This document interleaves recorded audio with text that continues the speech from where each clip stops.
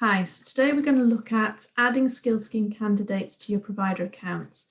This is the first of two videos. In this video, we're going to look at individual entries.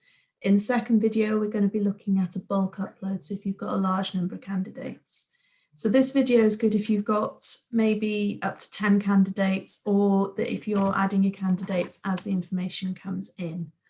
So we're going to look first of all at how to create a candidate account, and briefly about how to search for candidates. Also about how to add registration to a candidate's account, and then how to add them onto your relevant course. So to do this, I'm going to go to the CMS system and I'm going to go to the test provider account. So this is Cowboy Adventures, it's our test account. So once you're into your provider account, the tab that you're interested in is this one here, candidates. So if you click on here, and this will give you a list of all the candidates that are already linked to your provider accounts. So if you scroll down to the bottom, you'll see there's an add candidate box here. So this is what we want to be clicking on. And it'll open up a search box. So you can search by name. So I could be looking for test. You can also search giving more details or the candidate ID. So first of all, if I just show you what it looks like if we search for the name, you're likely to get a lot of different people potentially with the same name. And if you're not 100% sure which one of those is your candidate, I would recommend that you go back to the candidate and find their ID number. So if I now use the ID number for this candidate, I can see exactly which one it is, and I can add them to my provider account. Now I know this one's already on the provider account, but that's the button you would press. So once you've added your candidate, you can then go back to the search and you can carry on adding more candidates. So if you know the candidate hasn't already created accounts, at this stage you would add the candidate's name in.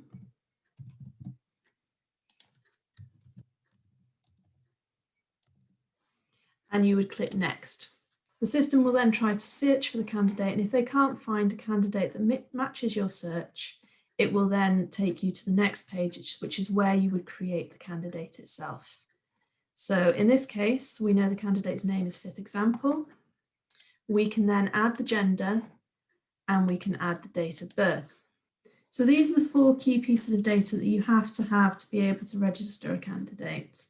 If you have any of the rest of the information, I would recommend that you do add it, but please do make sure that the data has come from the candidate or from the candidate's parent or guardian, and that you're not adding it or guessing it.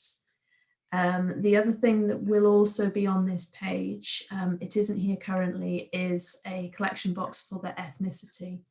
Again, this is something that needs to come from the candidate, their parent or guardian, and can't be something that is just guessed. But it is really useful information for mountain training for us to be able to track demographics and so forth. So if you have that information from them, please do add it at this point. So once you're happy that you've got all of the information for the candidate, you can then press Create Candidate. Okay, so your candidate has now been created.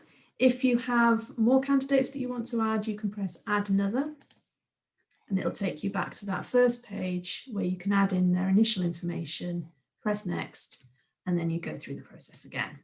So if we return to our candidate page, you can see here now we've got a number of candidates, and we will next need to register them onto the scheme. So for this, you press the plus under registrations.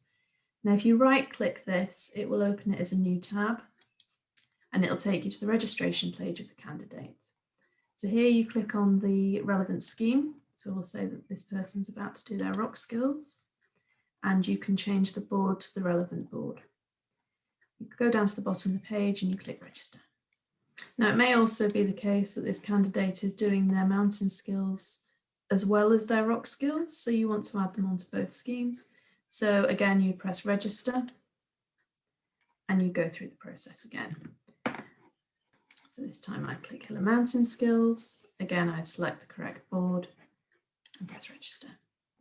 So once we've registered all our candidates onto the relevant scheme, the next thing that we're going to need to do is to add them to the course itself. The next thing we're going to do is we need to take the candidate's ID number and we're going to add them to the course. So for this, you'd click your Courses tab And then once you're in courses, you would click on the course that you're interested in, and then you would click on the bookings tab.